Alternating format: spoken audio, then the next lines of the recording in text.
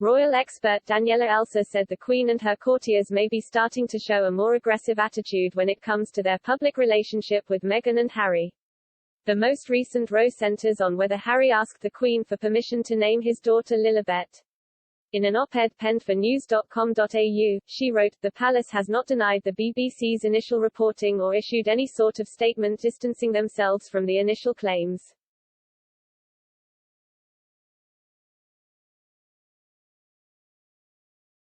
This in and of itself is extraordinary, and if the palace does continue to stand its ground, then this would represent the House of Windsor's biggest pushback against the rabble-rousing couple since their sensational departure from the palace in January last year.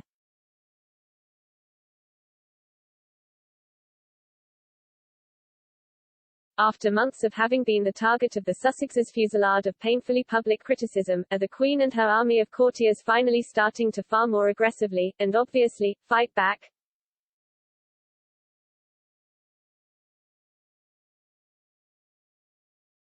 Is this a case of no more Mrs. Nice Queen?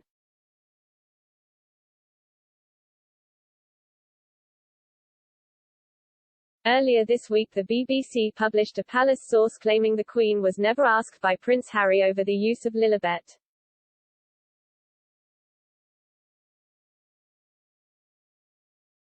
The Duke and Duchess of Sussex quickly responded to this report, with their spokesperson saying Prince Harry had shared their hope of naming the newborn daughter using the Queen's childhood nickname.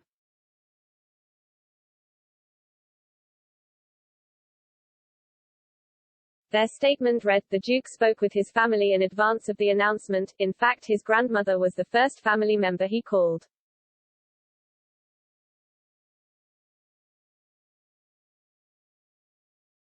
During that conversation, he shared their hope of naming the daughter Lilibet in her honor.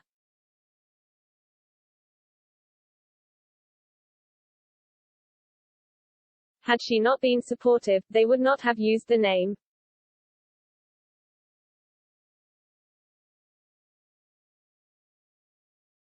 Prince Harry and Meghan's daughter was born on June 4 at a Santa Barbara hospital.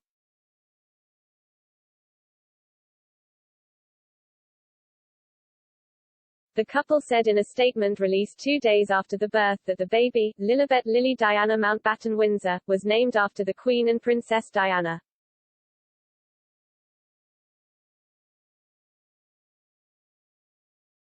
Meghan and Harry have been fiercely critical of the firm over the past months and made damaging claims during some of their interviews and public appearances.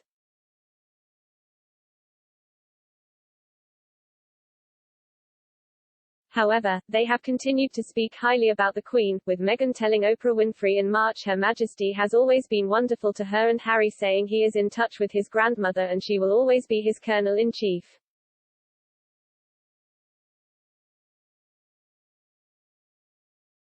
According to People magazine, the baby was introduced to the monarch via video call after arriving home from the hospital.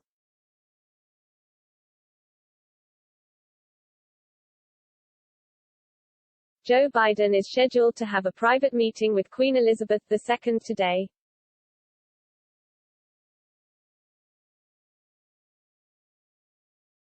The White House has issued a schedule for the U.S. president as the G7 summit comes to a close.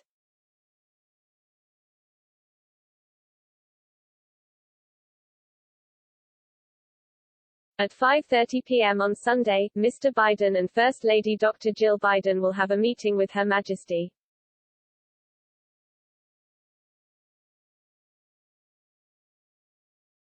The Bidens will meet the monarch at Windsor Castle in Berkshire.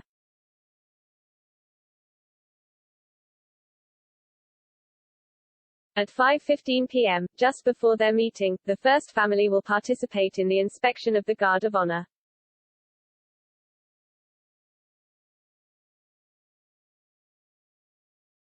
The President, 78, will not speak to the press after his meeting with the Queen, 95, instead leaving for London at 6:10 p.m.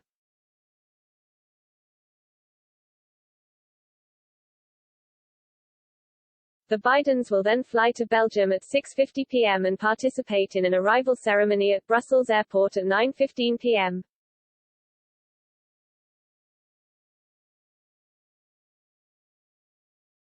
4 a.m. update, Sophie Wessex praised for genuine love for Her Majesty and role in Queen's inner circle.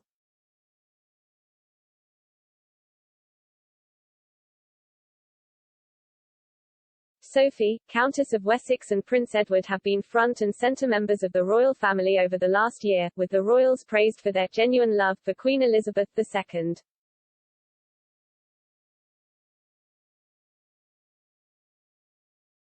Royal expert Penny Junor praised the Countess, saying there is no brashness or self-promotion about her.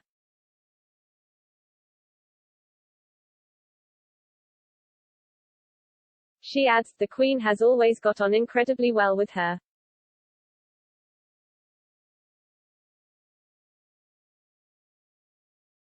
Sophie wasn't an aristocrat, was from a very normal background, and I don't think she's ever lost that.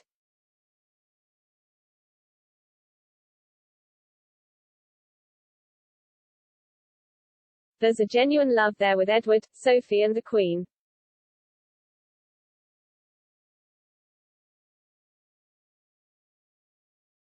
Before they married, the Queen allowed Sophie to stay at Buckingham Palace so they had the chance Charles and Diana never had, to really get to know one another away from the spotlight. Sophie is not grand but she's very genuine.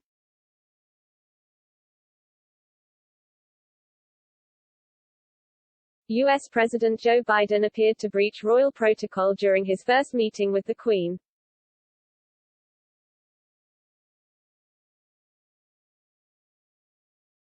Royal protocol usually dictates members of the royal family should be the last to arrive at an event and the first to leave.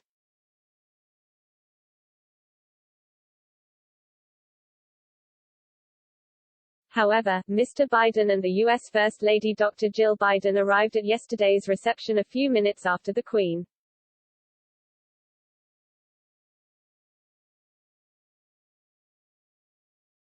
An expert warned everyone should arrive before the royals at ceremonial events, and nobody should leave before them at the end.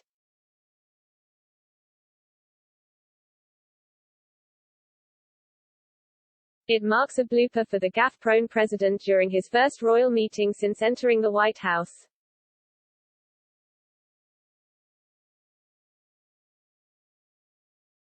As reported by the Daily Mail, British professional coaching company Debrett states, it is correct for everyone to arrive before the royal personage and protocol rules that no guest should leave an event before a member of the royal family.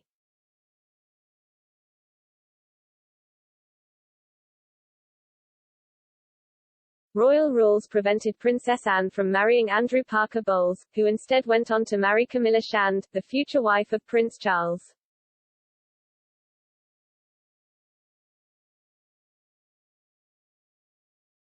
Tonight, Channel 5 is airing a documentary entitled Princess Anne, The Seven Loves of Her Life, which will delve into the Princess Royal's love life.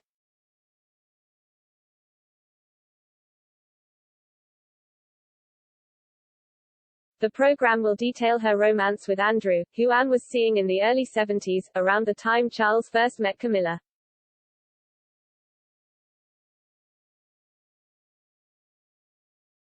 Anne and Andrew were seen out together on a number of occasions, but the pairing was not to be, because Andrew is a Roman Catholic and therefore their marriage was out of the question.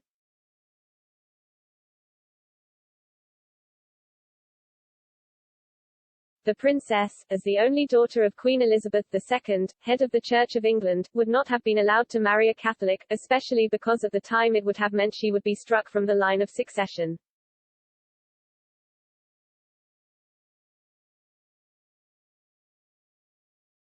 The Act of Settlement 1701 ruled out any Catholics or their spouses from becoming monarch.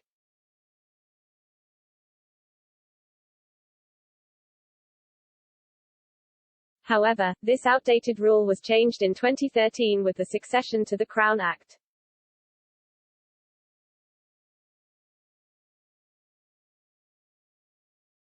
Prince William says, "We are all thinking about Denmark midfielder Christian Eriksen after he collapsed during his nation's opening Euro 2020 match."